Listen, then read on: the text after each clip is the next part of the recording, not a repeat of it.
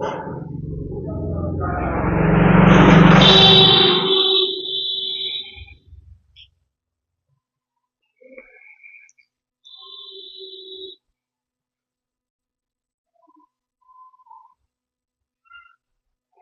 याद है?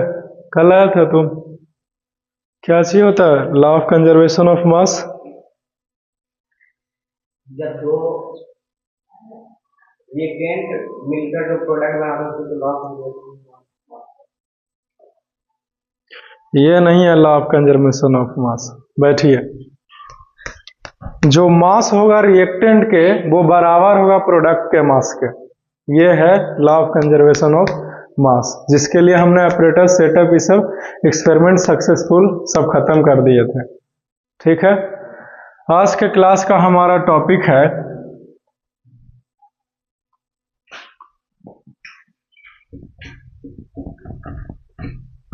Law of constant proportions. This is the name of our topic. इसका दूसरा नाम से भी बोलते हैं हम लोग law of definite proportions.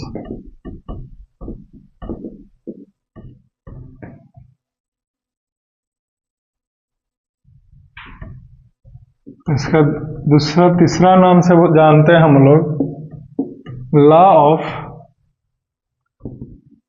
Constant combination.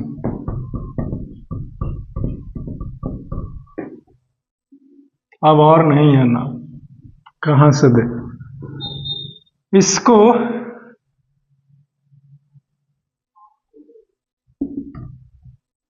Given by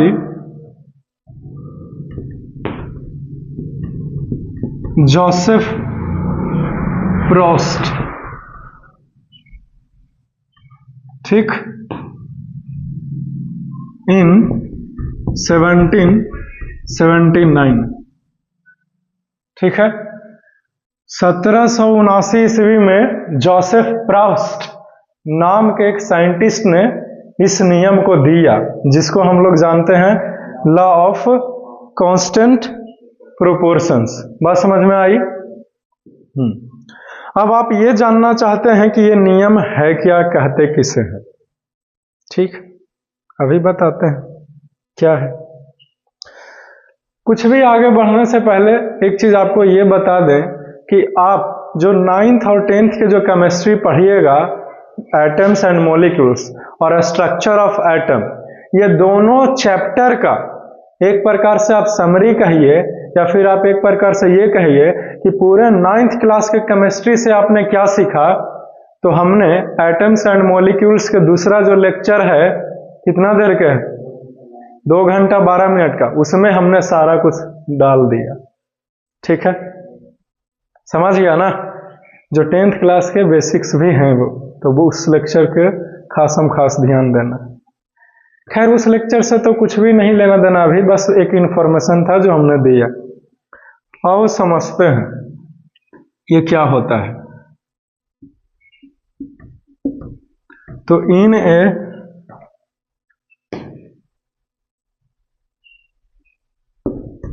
chemical compound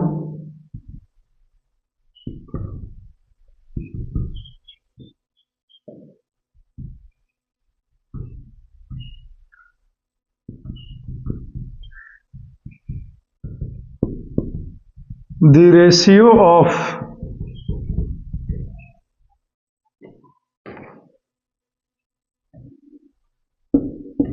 a combined elements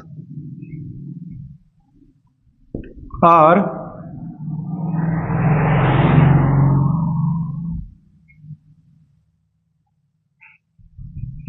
or have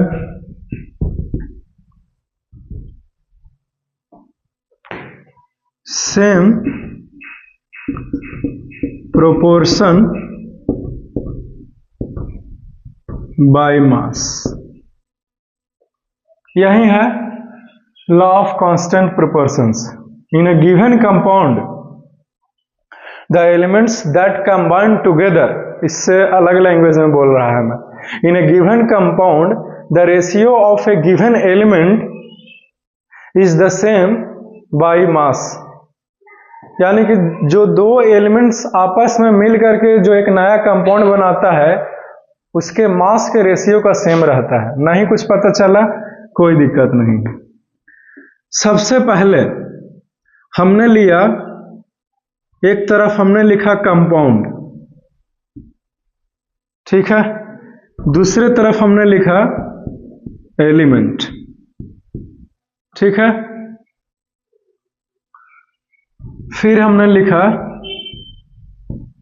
ratio of element, ठीक है। या फिर यहां पे मास सीधे कर दीजिए, रेशियो ऑफ मास,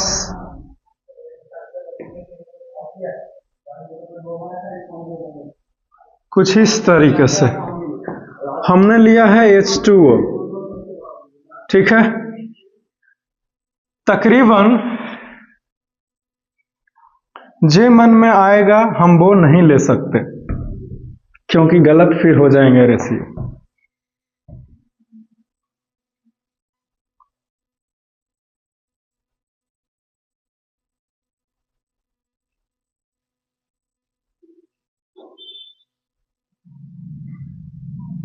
$36 ग्राम हमने लिया है, ठीक है।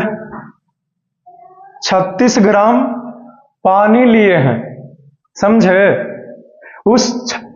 उसका फार्मूला बोलो, H2O है। इस H2O में कितने एलिमेंट हैं? 2 एलिमेंट है। पहले का नाम होगा हाइड्रोजन और दूसरे का नाम है ऑक्सीजन, ठीक है।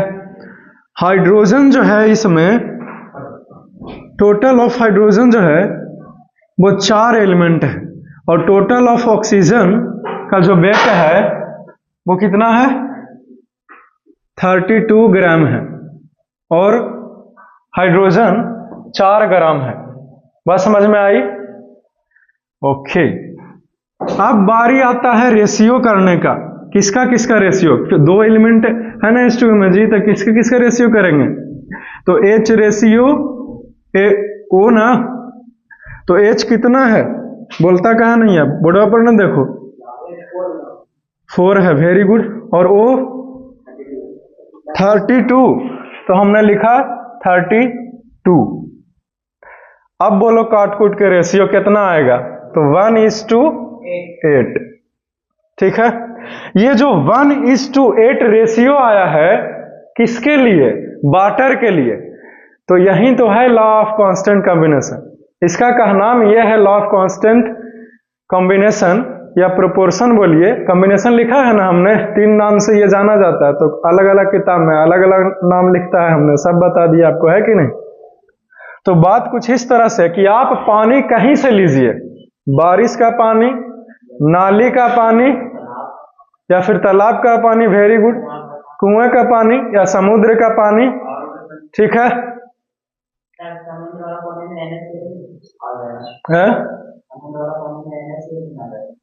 हाँ रहे, हमको फर्क नहीं पड़ता। पहले सुनिए तो आप, पानी आप कहीं का लिए हैं, लेकिन उस पानी को आपको पहले प्योर वाटर बनाना पड़ेगा।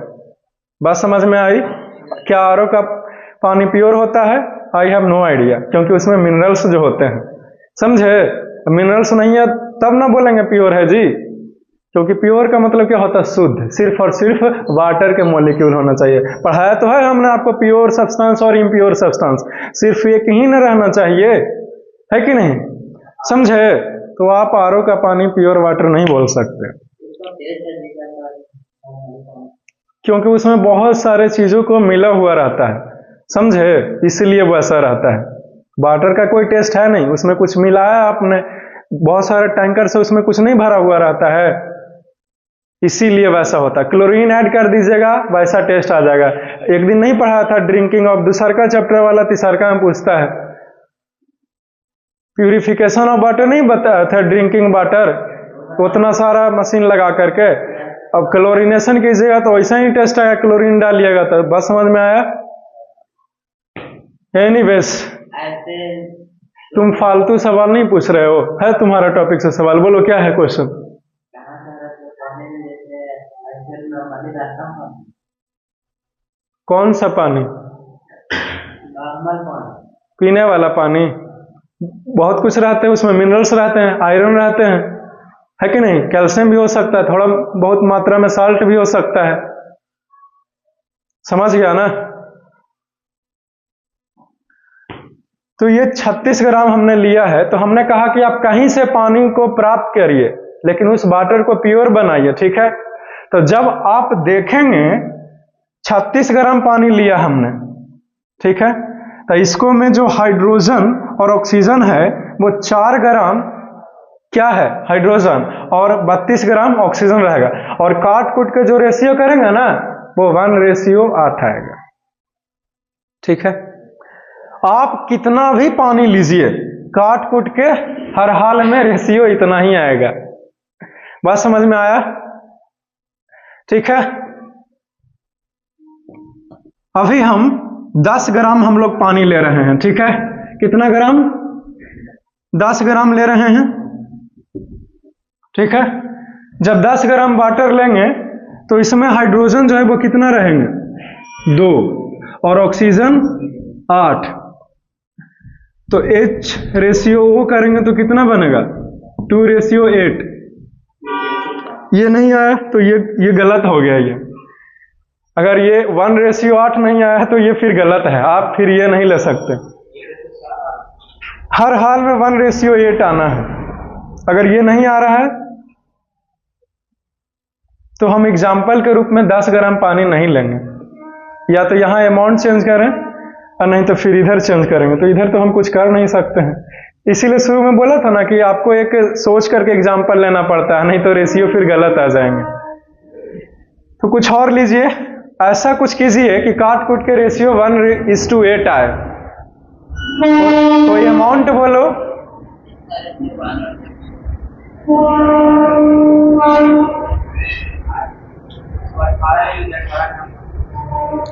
18 ग्राम पानी।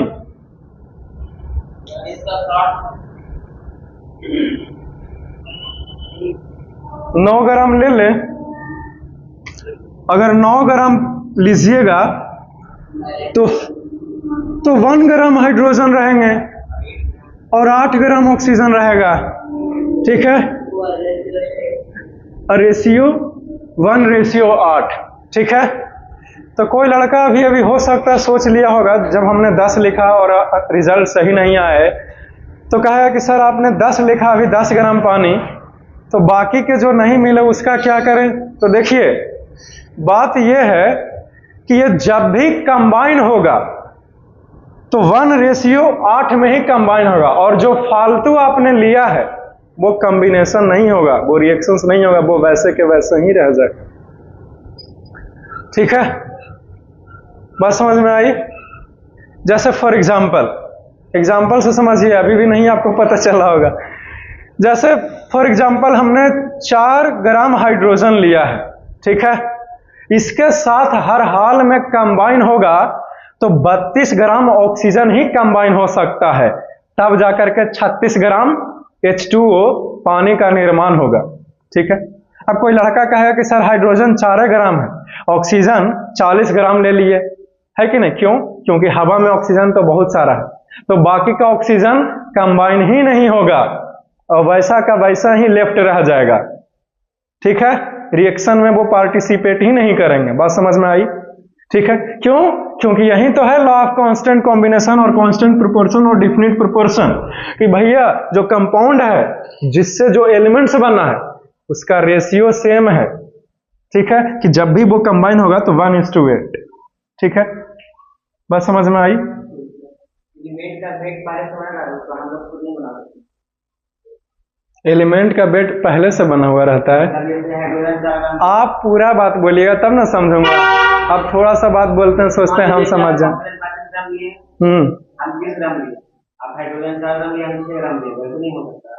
तुम 4, 6, 32 करके हम भी नहीं पकड़ पाए। एनीवेज, आप ये 4 ग्राम हाइड्रोजन रखा, ठीक है? हाइड्रोजन 6 ग्राम ले लिया ऑक्सीजन 30 ग्राम, तो दोनों को काट के 1:8 आना चाहिए। हाँ फिक्स्ड रहेगा, अगर कम बेस होगा तो जितना फिक्स्ड होगा रेशियो में उतना ही कंबाइन होगा, बाकी ऐसे ही बेकार रह जाएगा। आप लेबोरेटरी में करके देख सकते हैं। ठीक है, बस समझ में आई। यही है law of definite proportion given by Joseph Proust in the year 1779। ठीक है, लेबोरेटरी में कैसे करेंगे, उसके लिए तो कोई सेटअप है नहीं हमारे पास, ये स्पेशल तरह के है, आप सीधे हाइड्रोजन को अथी नहीं कर सकते। उसके बारे में तो हमें आइडिया है नहीं कि आप कैसे इसको तैयार कीजिएगा। ठीक, क्योंकि इलेक्ट्रोलाइसिस प्रक्रिया एक होता है जिसके थ्रू इससे इलेक्ट्रिसिटी पास करेंगे तो हमें ये मिलेगा। ठीक है, क्या करना होता है कि एक कंटेनर में, मुझे नहीं लगता कि ये बताना सही भी होगा आपके लिए कि नहीं होगा, क्योंकि आप ट्राई ना करें, पहले डिस्क्लेमर है, क्योंकि बहुत घातक सिद्ध हो सकता है ये। ठीक है, घातक है ना ये एक्सपेरिमेंट, लेकिन घातक ना होगा उसके लिए आप छोटा सेल का उपयोग करेंगे। HW वाला बैटरी होता है ना, वो वाला। ठीक है, अब तुमको एक्सपेरिमेंट हम करके दिखाएं जी।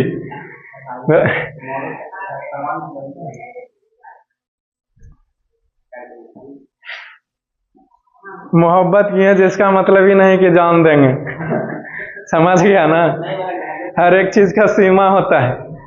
अच्छा ठीक है, तो उसमें टाइम ना लगेगा पीयूष। ठीक, याद रखना ये एक्सपेरिमेंट घातक हो सकता है और डायरेक्ट इलेक्ट्रिसिटी वाला तो उपयोग नहीं करना। क्लियर है? तो सबसे पहले एक बीकर उठाना है। उठा लिया बीकर, याद रहे बीकर के जो छोटा सा ऐसे मुंह रहता है वो नहीं रहना चाहिए, गोल रहना चाहिए, ग्लास टम्बलर की तरह। ठीक, और 2 पेंसिल लेना है। ठीक है, अगर पेंसिल से और बढ़िया चीज चाहिए तो 2 10 रुपया वाला मोटा बैटरी तोड़ करके उसके अंदर जो लंबा इलेक्ट्रोड रहता है एक, उसको इलेक्ट्रोड बोलते हैं। करिया नियत निकालेगा ना 10 वाला जी, निकाल लो दोनों को। ठीक है, और HW बैटरी में प्लस माइनस है ना, तो दोनों को बारी बारी से जोड़ देंगे प्लस माइनस से, है कि नहीं, और दोनों को पानी के अंदर डुबो डालेंगे। ठीक है, और फिर ऊपर से कंटेनर को ढक डालेंगे। ठीक है, आप जैसे ही ये सब कुछ कीजिएगा, और पानी ऐसा लेना जिसमें साल्ट मिला देना है आपको। ठीक है, टंकी वाला पानी में भी अलग से मिला देना है ताकि इलेक्ट्रोलाइटिक सॉल्यूशन कुछ तैयार हो सके। ठीक है, तो वो सब कुछ होगा तो आप देखिएगा ना कि धीरे धीरे बबल्स जो है वो ऐसे रिलीज हो रहे हैं, वो एक्चुअली में हाइड्रोजन गैस रिलीज हो रहा होता है। ठीक है, क्लियर? ओके, आपको हाइड्रोजन गैस को जला करके ही देखना है। तो पानी, अब लंबा गिलास लो और उसके अंदर बीकर डालो। याद रहे बीकर नहीं, टेस्ट ट्यूब पतला सा रहता है, वो पानी से मुंह उसका ऊपर रहना चाहिए। ठीक है, अब हाइड्रोजन गैस निकलेगा, ऊपर से ढकेंगे तो गैस अंदर चल जाएगा ना टेस्ट ट्यूब में जी। अब इसको हटाएंगे और इस बीकर को अंगूठा से ऐसे दबा लेंगे, गैस सब अंदर है कि नहीं? ग्लव्स ही सब पहन ले रहना है भाई, है कि नहीं? और लाइटर लेंगे, ऐसे लाइटर को जलाएंगे, हटाएंगे और ऐसे करेंगे तो पॉप पॉप के साउंड आएगा और हाइड्रोजन जो है वो टूटेगा। ठीक है, बस समझ में आया? कुछ चीजें पढ़ाई के लिए ही होती है, एक्चुअली में करके देखिएगा तो बहुत मेहनत लगता है। साइंटिस्ट सब एक दिन में नहीं बनता है, इसके लिए बढ़िया सेटअप, क्योंकि आप एक गिलास पानी को फिर वेट को मेजर कीजिएगा, ये लंबा प्रक्रिया ही है। समझ गया ना?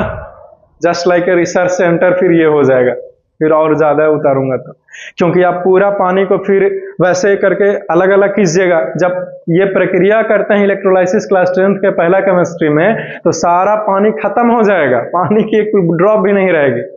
बात समझ में आया? ऑक्सीजन और हाइड्रोजन बन गया ना, तो पानी कैसे रहेगा? नहीं रहेगा। क्यों? क्योंकि ये दोनों को कॉम्बिनेशन से H2O बना, H2O क्या है? वाटर है। बात समझ में आया? अब फिर जब उस हाइड्रोजन गैस को जब टेस्ट ट्यूब में, पहले से टेस्ट ट्यूब के वेट नाप ले हैं और फिर जब उसमें भर गया है, ठीक है, तो उस टेस्ट ट्यूब को फिर नापिएगा ना, तो जितना वेट बढ़ा है उतना हाइड्रोजन गैस हमारा है, हाइड्रोजन गैस का भार है कि नहीं? तो वो भार जब निकलेगा 36 ग्राम पानी के साथ किया गया एक्सपेरिमेंट, तो वो कितना रहेंगे? हाइड्रोजन 4 ग्राम रहेगा। बस समझ में आया? बस समझ में आया? ऐसे होता है ये एक्सपेरिमेंट। इसीलिए हम नहीं बताते हैं ना, क्योंकि आप ज्यादा पूछेगा तो फिर और ज्यादा तह तक उतारना पड़ेगा, क्योंकि एक होनी गलत बोल दिए तो एक्सपेरिमेंट खराब हो जाएगा, चेहरा खराब हो जाएगा, ब्लास्ट हो जाएगा टेस्ट। ठीक है, इलेक्ट्रोलाइसिस उसको बोलते हैं। नहीं, मैंने नहीं किया। नूर सराय में पढ़ाते थे एक स्कूल में, तो छोटा सा HW के साथ किए थे, तो बस उसको बबल्स को दिखाए, हो गया, खत्म किए ना, ऐसे हम फोड़े भी हैं। ठीक है, क्योंकि वो हाइड्रोजन गैस बहुत बर्न इतना जल्दी करता है और इतना धमाकेदार साउंड होता है कि आप सोच भी नहीं सकते। लेकिन अमाउंट थोड़ा सा रहेगा टेस्ट ट्यूब में तो नहीं कुछ होगा। ठीक है, तो 9 ग्राम लिया तो ये रहेगा। बात समझ में आया पीयूष? तो आपके पास जितना भी है वो एक फिक्स रेशियो में कंबाइन करता है एलिमेंट्स, ताकि एक कंपाउंड का निर्माण कर सके। जे मर्जी जे आप नहीं कर सकते, आप अलग अलग रेशियो में नहीं कंबाइन कर सकते। क्यों? क्योंकि ये लॉ है, नियम है, ये एक्सपेरिमेंट से करके वेरीफाई किया गया है। किसने दिया? इसने दिया, इतना ईस्वी में दिया और हम लोग पढ़ रहे हैं। बस समझ में आया? सिर्फ यही एग्जाम्पल क्यों, हम लोग कोई और भी एग्जाम्पल ले सकते हैं। ठीक है, वो है कार्बन डाइऑक्साइड। ठीक,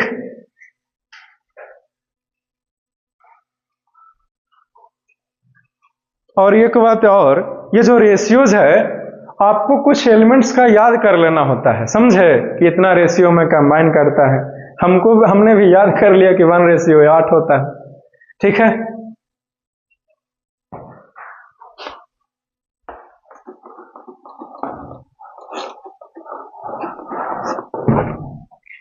तो लॉ ऑफ कांस्टेंट प्रोपोर्शन का कहानी यहीं पे खत्म होता है। एक खाली CO2 वाला एग्जाम्पल लेने के बाद, जो लगले हाथ यहीं पे ले लेने में ही भलाई है। बोलो इसमें क्या है? कार्बन है और ऑक्सीजन है। ये इसका भी रेशियो सेम ही आएगा, इसका रेशियो सेम आएंगे। ये कितना के रेशियो में कंबाइन करता है? तो 3:8 रहता है। ठीक है, 3:8 रहता है, यानी कि कार्बन 3 पार्ट और ऑक्सीजन 8 पार्ट। बात समझ में आई? ये रेशियो फिक्स्ड है कार्बन के लिए। तो आप कोई इतना कुछ ग्राम लीजिए जो काट कूट के इतना आ जाए। कोई ऐसा एक नंबर बोलो ना जो नंबर कट जाए और काट कूट के 3 और 8 आ जाए।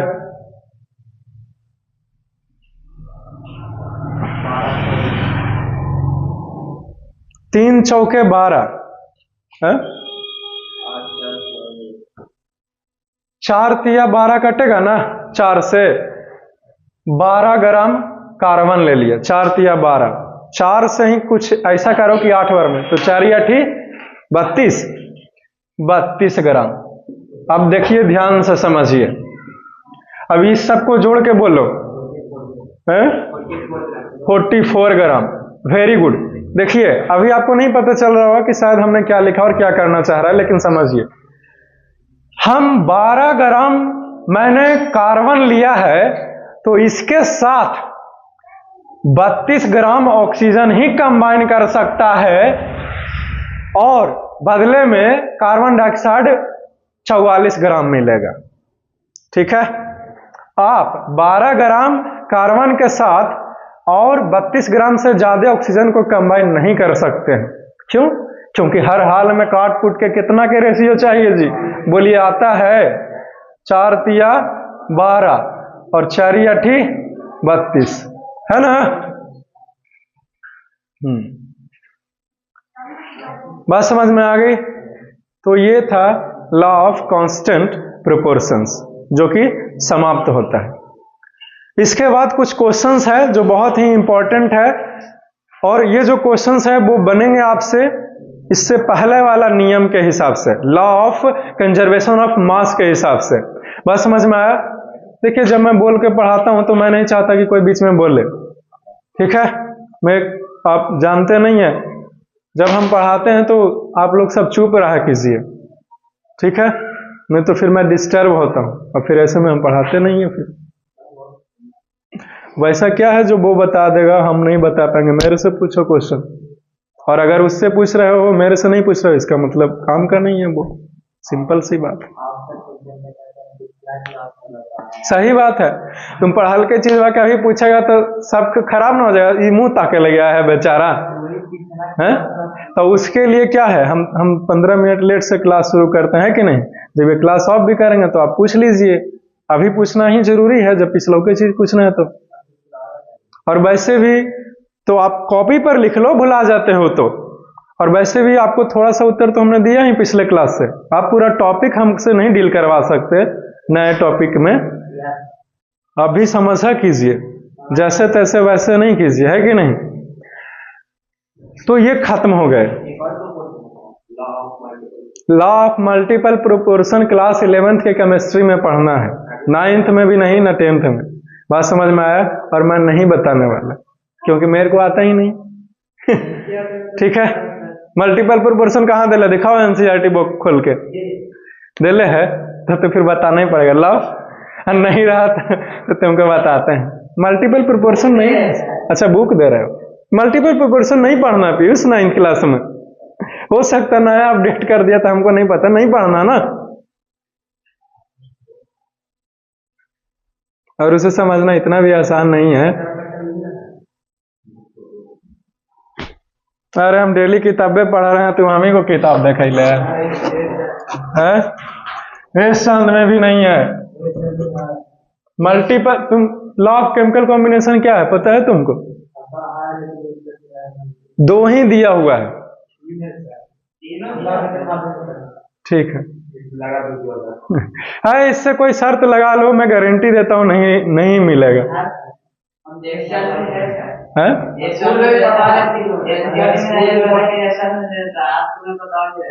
अरे बुक दिखाइए ना, आप ऐसा के दिखाता क्यों नहीं मेरे को, ठीक है। बोले कि हम नहीं वैल्यू देते हैं, दे ले। जब एनसीईआरटी में नहीं है तो आपको लगता है सन में है, क्योंकि ये सन में वही रहता है जो एनसीईआरटी बोलता है।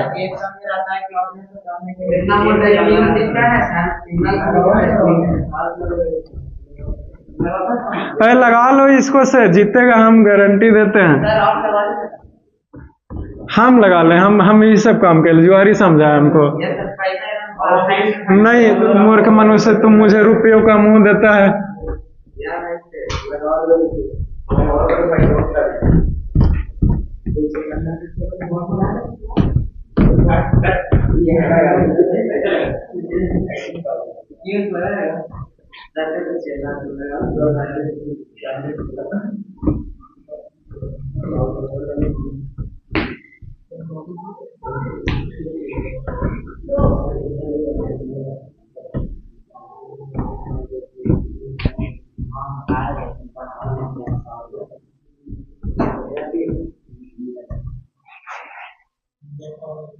लॉ ऑफ मल्टीपल प्रोपोर्शन नहीं पढ़ना 9th क्लास के सिलेबस में, ठीक है। नाम दिया हुआ है 3 गो, समझा?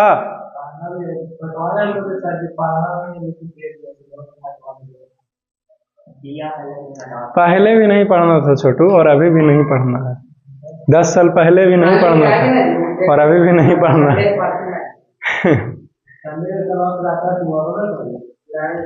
अरे हाँ, तुम किताब का ध्वज जमाना था ना,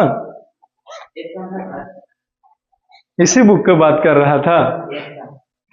तुमको पढ़ना तो है नहीं, टाइम में खराब करना है इसमें खाली देखे में। लो नहीं रहा तो मुर्गा बनना बाहर से जा करके, तो तुम जबरदस्ती करता है हमको से। हम कह रहे हैं कि नहीं है तो तुम कह रहे हो है बेवकूफ कहीं का। और हमको क्वेश्चन करवाना है अभी उसी किताब से।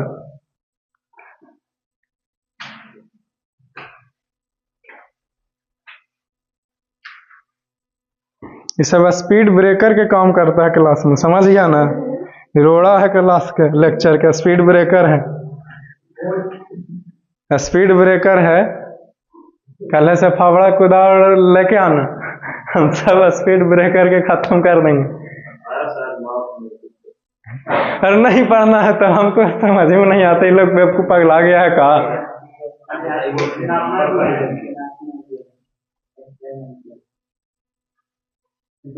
इन्हें लो, अब तुम हो गया, तुम्हारा टाइम देखे के देखो क्वेश्चन लिखल है, the third law of chemical combination, the law of multiple proportion will be studied in higher classes. मेरे से पूछ लिया होता, हम एक ही लाइन में दिखा देते, आपका 40 सेकंड टाइम बचा लेते। कह रहे हैं कि 11th में समझ में भी नहीं आएगा, ये अजीब हाल है। डेली हमारा यही काम है, हमको कह रहा कि है।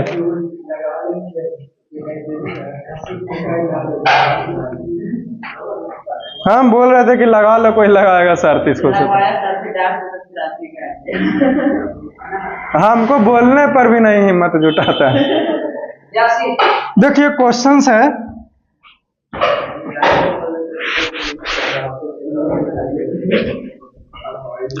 सोडियम कार्बोनेट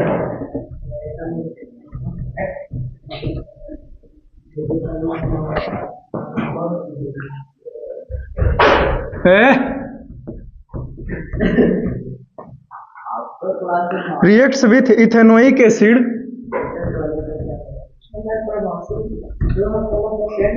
हाँ उसको भगा दिए हैं, पता नहीं कैसे आवल है। इथेनोइक एसिड टू फॉर्म, अरे छोड़ो अभी इधर हमारा ध्यान मत भटका, to form sodium ethanoate.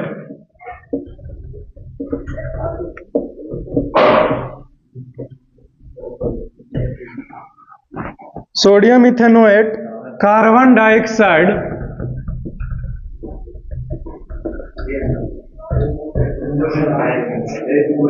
And water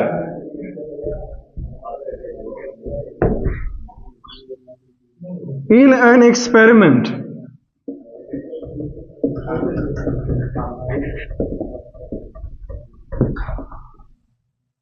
(5.3 gram of sodium carbonate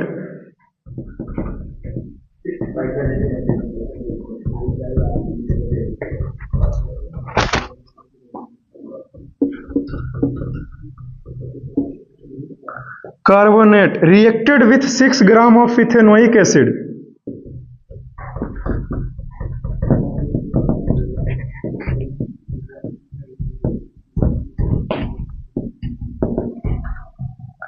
Ethanoic acid to form ethanoic acid to form 8.2 gram of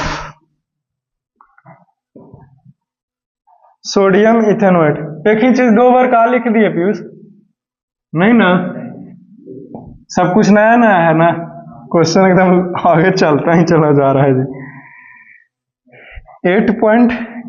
2 gram of sodium ethanoate, दो बार sodium ethanoate,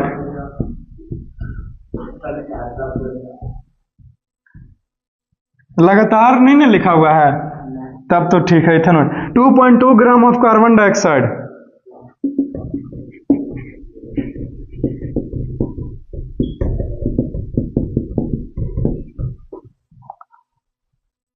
and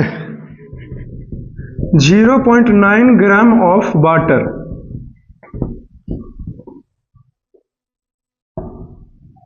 So that this data verifies the law of conservation of mass.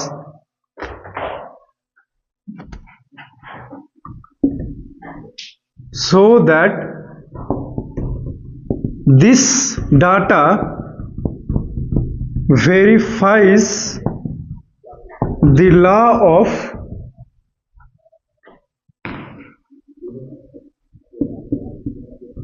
conservation of mass.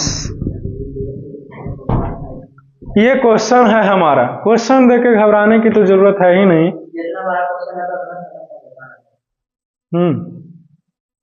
सही है। सबसे पहले solution लिखेंगे। इसे बनाने के बहुत सारे तरीके सबसे पहले गिवन में लिखिए कि क्या दिया हुआ है, नहीं दिया हुआ है, ठीक है। उसमें तो पहले पूरा बोर्ड ही भर जाएगा अगर वो लिखना शुरू करेगा तो, ठीक है।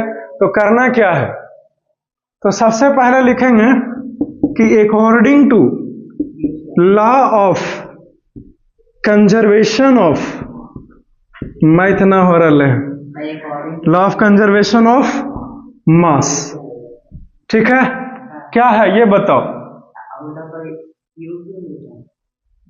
अकॉर्डिंग टू हम ऐसे ही लिखते हैं, हाँ आप वहीं समझिए तो। According to law of conservation of mass, बोलो क्या है ये ना बताओ।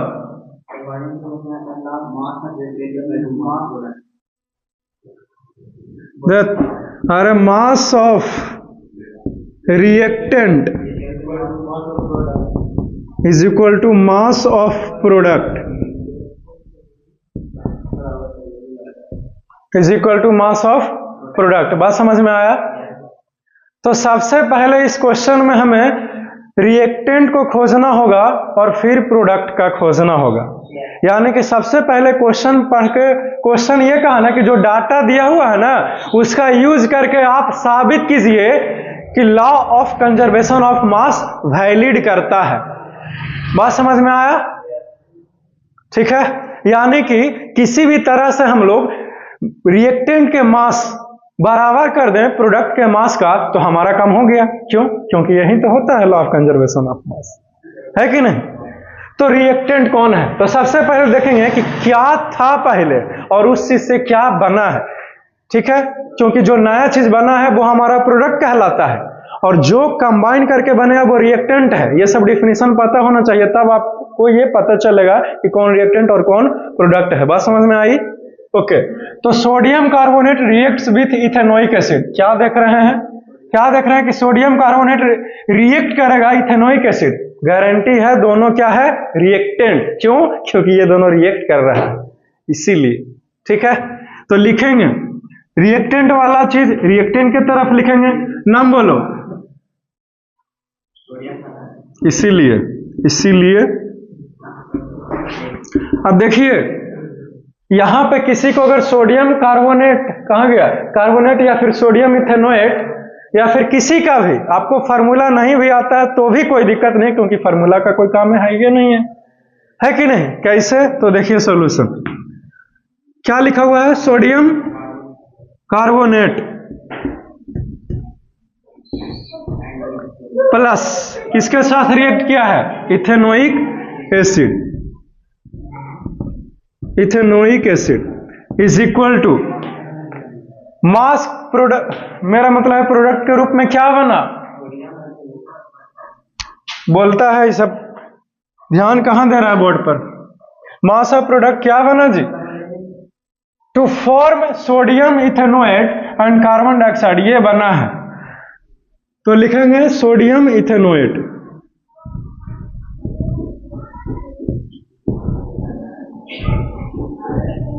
प्लस क्या बना,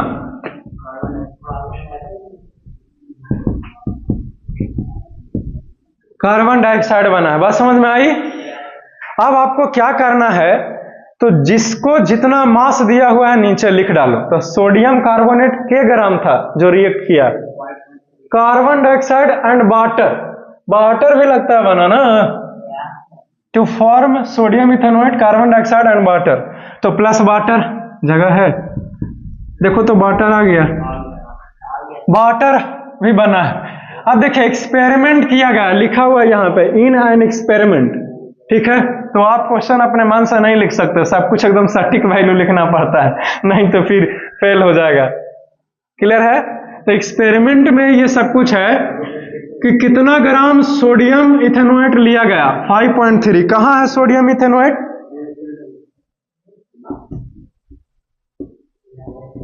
plus ethane 6 gram of ethanoic acid. 6 ग्राम है ना जी, कि पॉइंट में है कुछ, अरे नहीं तो फिर गलती ना हो जाएगा। इन एक एक्सपेरिमेंट, हाँ 6 ग्राम है, 6 ही ग्राम दिया हुआ। अब सोडियम कार्बोनेट कितना है, कार्बोनेट टू सोडियम तो हो गया इथोनेट सोडियम इथेनोट 2.2 ग्राम सोडियम कहाँ दिया वो 8.2 ग्राम ऊपर ये 8.2 ethanoic acid to react 8.2 gram of sodium ethanol 8.2 ना है जी कार्बन डाइऑक्साइड है चुप रहो सोडियम इथेनोट और 2.2 दिया हुआ है क्या कार्बन डाइऑक्साइड वाटर 0.9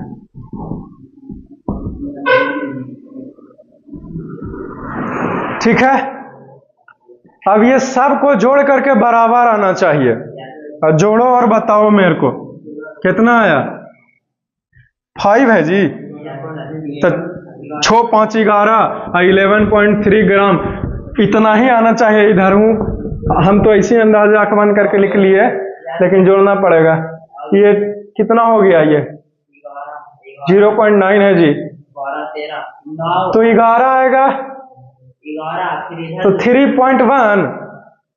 इधर 3.1 हुआ ना इन दोनों को जोड़ के 3.1 तो ये 3 और 3 11 हाँ सही है ठीक है तो आपने देखा तो एक लाइन नीचे लिखना ये है मेरे पास तो जगह है नहीं इसीलिए यहां से शुरू करना चाहूंगा पहले लिखेंगे कि clearly the mass of reactant is equal to mass of किसका product hence the given data question में डाटा है ना the given data verifies the law of conservation of मास ये हमारा खत्म हो गया प्रूव कर दिया आपने जोड़ जाकर ठीक है कितना आसान था नहीं आपको सिर्फ इक्वल करना था चलो इसमें नहीं कुछ पूछना देखो बात मत करो मेरे क्लास में समझ गया ना हम कैसे करें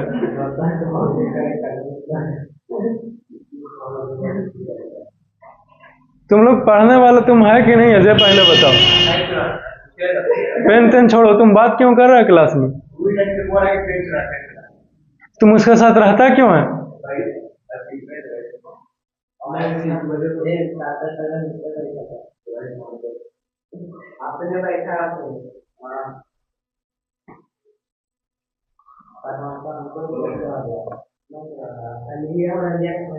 चुपचाप रहो कन्वर्सेशन नहीं करो आपस में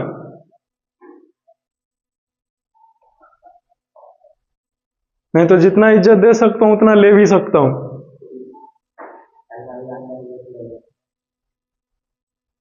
कन्वर्सेशन नहीं करो ये क्वेश्चंस अगर हो गए तो मिटा करके आगे बढ़ना चाहेंगे अगर किसी को नहीं कुछ पूछना है तो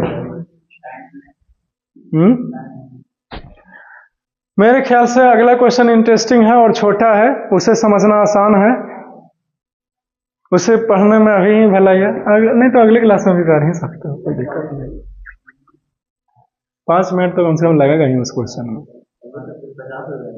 क्योंकि वो भी क्वेश्चन जो रिलेटेड है ना वो लॉ ऑफ कंजर्वेशन से ही रिलेटेड है कि नहीं और वो तो इससे छोटा भी है इतना लिखना भी नहीं है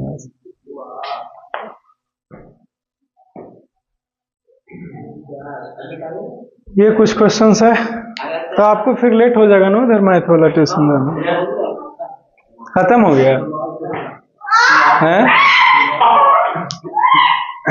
सोमवार से मंडे से आज किसका छुट्टी था छुट्टी अच्छा तो ठीक है फिर मिटारो है ना कहाँ जाना है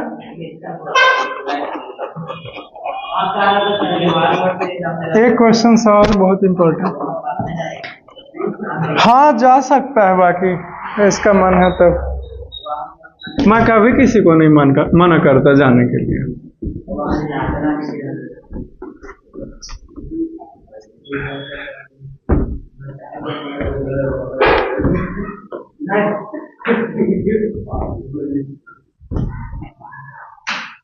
बात करने का भी तरीका होता है, जैसे अभी बोर्ड क्लीन कर रहे हैं तो धीरे धीरे कुछ कुछ बात कर लिया, लिख रहे हैं कुछ नहीं कुछ लेकिन जब बोल के पढ़ा रहे हैं उस समय चुप रहो।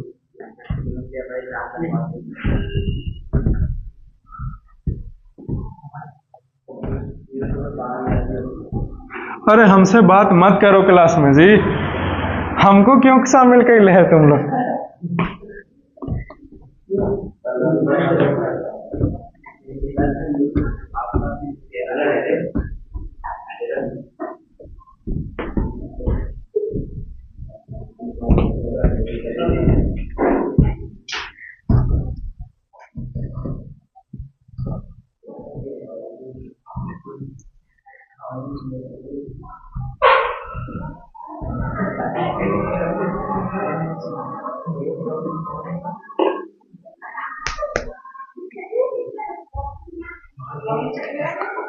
नेक्स्ट क्वेश्चन की ओर मूव करें।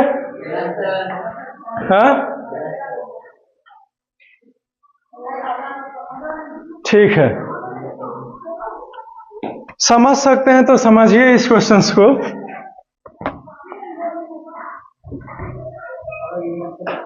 क्वेश्चन लगता है इस तरफ है।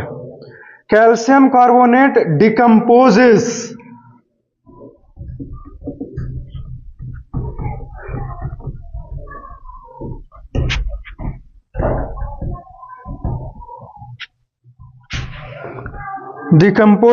on heating.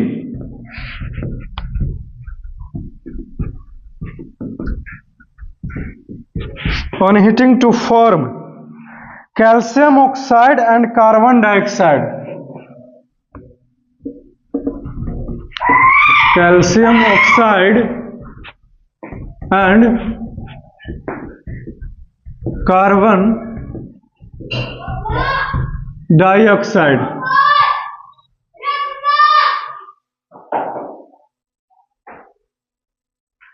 When 10 gram of calcium carbonate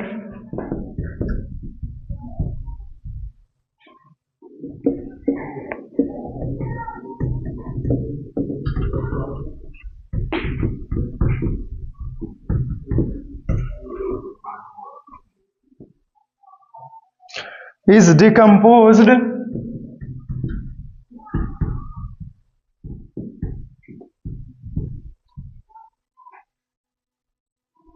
completely, ठीक है,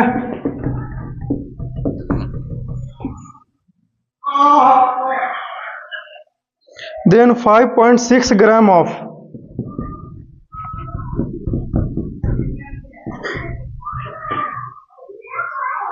calcium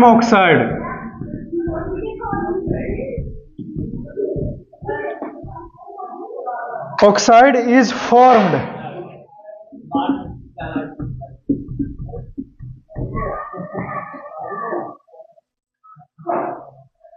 Calculate the mass of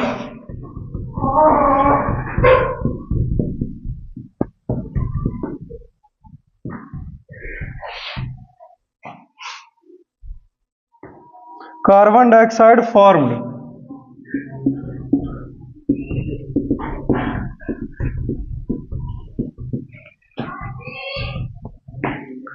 Which law of chemical combination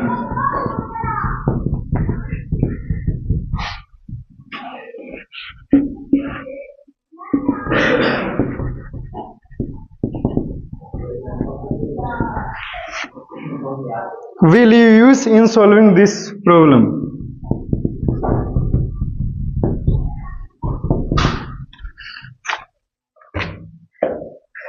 Use in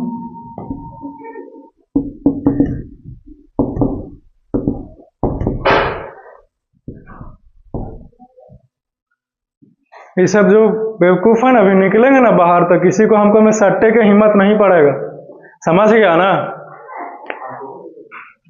जो क्योंकि तुम ही तो हंस करके मजे ले रहा है, बाहर निकलेंगे तो किसी को सटने की हिम्मत नहीं पड़ेगा।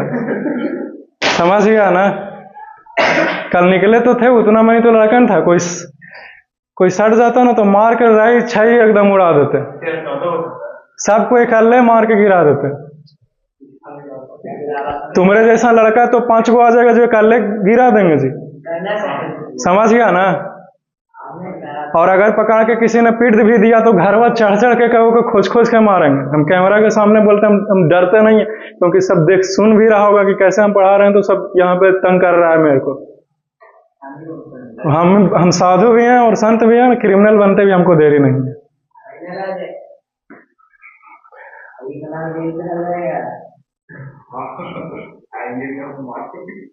और तुम जैसे कल एटीट्यूड से गया था, तुम आया मेरे पास क्यों पढ़ने के लिए? हैं? तुमको हम बैच से रिमूव किए थे ना? तुमको बैच से हम कल शाम को ही रिमूव किए हैं और मैसेज भी किए थे, तो सब लड़का देखा भी है।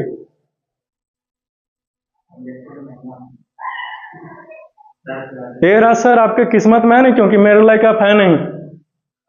आप अपने लेवल का टीचर खोजिए, समझ गया ना? जो क्लास में मस्ती करवाता हो।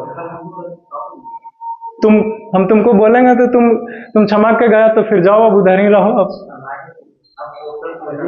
तो नहीं कुछ बोलना है ना, तो फिर हम मना किए थे तो चुप होना चाहिए ना।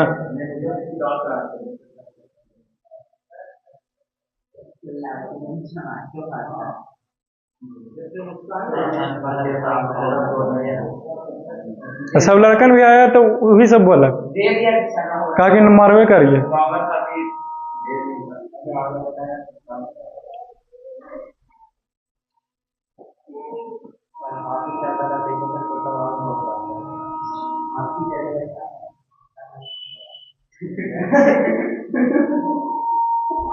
तो चिंता मत कीजिए, फन को चलने का हुनर सीखे हैं। सांपों के डर से जंगल नहीं छोड़ के जाएंगे, और बरसों का एनर्जी अर्जित किए हुए हैं, सट गया कोई तो राख कर देंगे हम।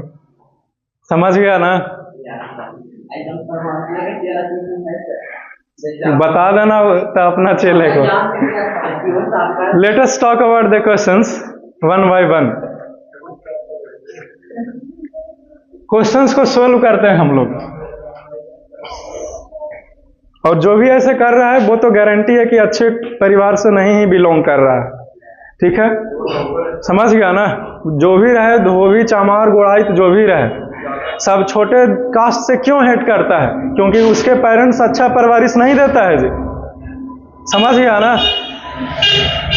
आदमी से न उसके कास्ट से किसी को एलर्जी है उसके स्वभाव से, विचार से। समझ गया? नहीं तो मेरे को भी ग्रुप में अलग अलग सब कास्ट का है कि नहीं? नीचे कास्ट का भी है, हायर कास्ट का भी है। हम किसी से कोई अति नहीं, नहीं तो अपने कास्ट वाला भी अति करता है तो हम उसको से भी भिड़ जाते हैं, है कि नहीं?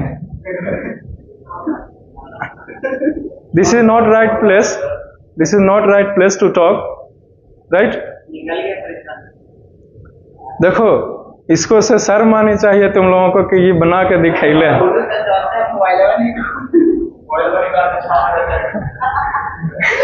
हम तो नहीं देखे, तुमको बीच में बोलना चाहिए था इशारा करके। तुम एग्जाम में भले चोरी करके लिखा है तो लिखा है तब ना हम एग्जाम में देंगे नंबर जी, है कि नहीं? आपको बीच में रंगे हाथ धरवाना चाहिए था। बोर्ड पे नहीं बनवाएंगे ना। Calcium carbonate decomposes on heating. अभी जो हम पढ़ाया है ना, लॉ ऑफ कांस्टेंट प्रोपोर्शन, अगर इसका आंसर आप देते हैं तो मेरे को ऐसा लगता है कि आप समझ गए। ठीक है? वो चीज आपको बढ़िया से आ गया, क्योंकि उसी से ये क्वेश्चंस है, तो आपको पता चलेगा कि क्वेश्चंस कहां से है। आई होप कि आपसे आंसर मिले मेरे को। क्वेश्चन है कि कैल्शियम कार्बोनेट CaCO3 फार्मूला है कैल्शियम कार्बोनेट का, decompose to form calcium oxide. इसको हीट करके डिकम्पोज किया गया, क्या मिला? तो CaO। इसको लाइम भी बोलते हैं, क्विक लाइम भी बोलते हैं, है कि नहीं?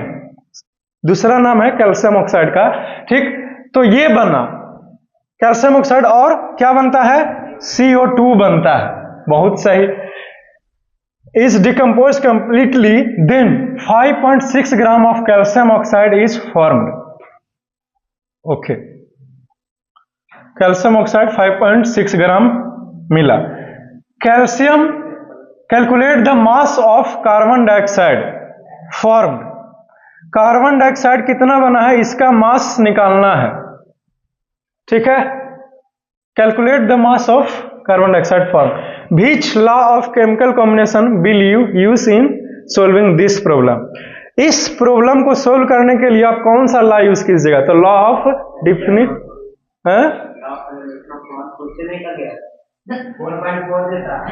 लॉ ऑफ कंजर्वेशन ऑफ मास कैसे लगा दिया,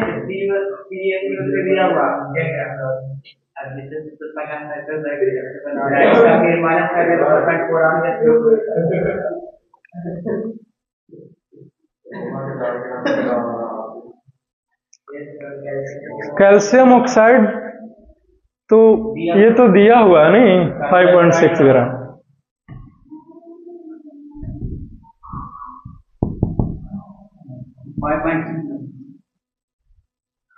कैसे बनाए इसको बोलिए, ये दिया हुआ है किधर, यहाँ पे कैल्शियम ये हाँ तब तो बन जाएगा। क्या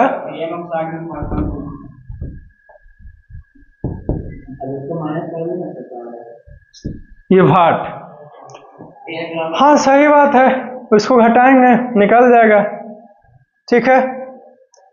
लेकिन लिखेंगे हम लोग ऐसे,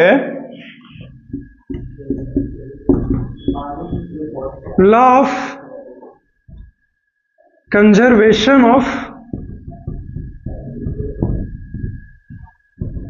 प्रोपोर्शन वाला के यूज करके नहीं बन रहा है ये, नहीं, इसका मतलब कोई और क्वेश्चन होगा जिसमें ये अप्लाई होगा, तो क्या लिखें उसके हिसाब से,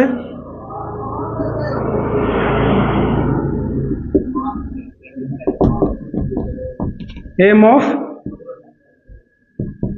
प्रोडक्ट, ठीक है, 10 ग्राम CaO प्लस CO2, राइट।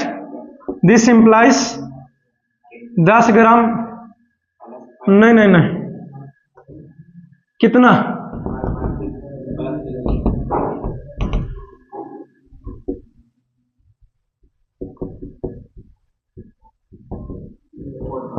बोलो,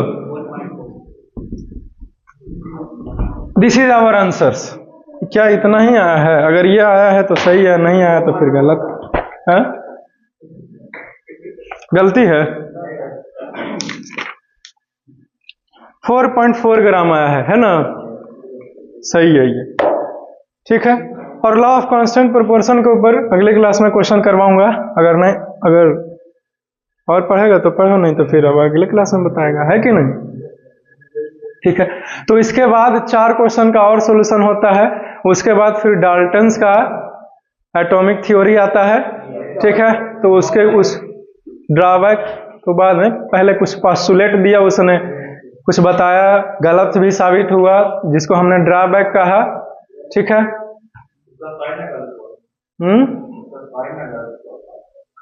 क्या साइन, क्या sign,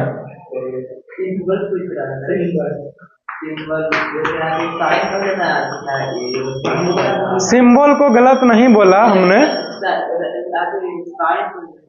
symbols to represent element, element को रिप्रेजेंट करने का सिंबल बोल रहे हो ना, उसका पुराना तरकीब था, समझ गया ना।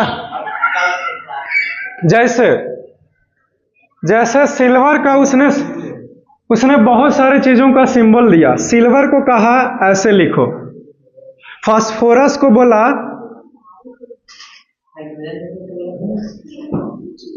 फास्फोरस का बोला कुछ इस तरह से, ठीक है।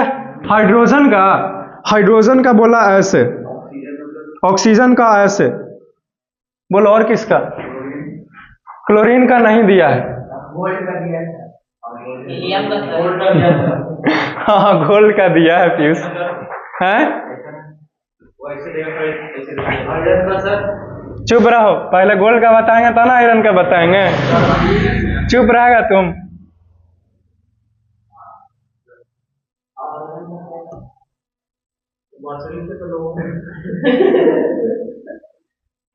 सत्रह लाइन है ऐसे ऐसे हैं? फास्फोरस का है ये। बोलो किसका पूछा? आयरन का पूछ दिया।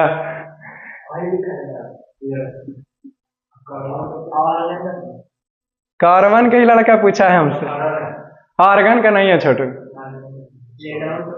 हैं? उसके लिए भी नहीं है। 12 को ही देवे किए है तो सब कानून से पूछ ले है कि नहीं? तो एक बात बताओ, ऐसा ऐसा सिंबल है, अब इसको रिएक्शन में हम लोग लिखेंगे तो कहा कि आप ऐसे नहीं दे सकते हैं, तो रिजेक्ट कर दिया उसका। बर्जिलियस आए नया साइंटिस्ट, बर्जिलियस ने नया जो सिंबल दिया है एलिमेंट्स का, उसको मॉडर्न सिंबल्स ऑफ एलिमेंट्स का नाम से जानते हैं हम। हमसे तो पूछ लिया, तुमको याद हुआ? कौन? अब हमको ना पता है, 1800 कुछ ईस्वी में दिया। बोलो। See you soon in the next class, and for that you must wait. Have a nice day. Enjoy your day.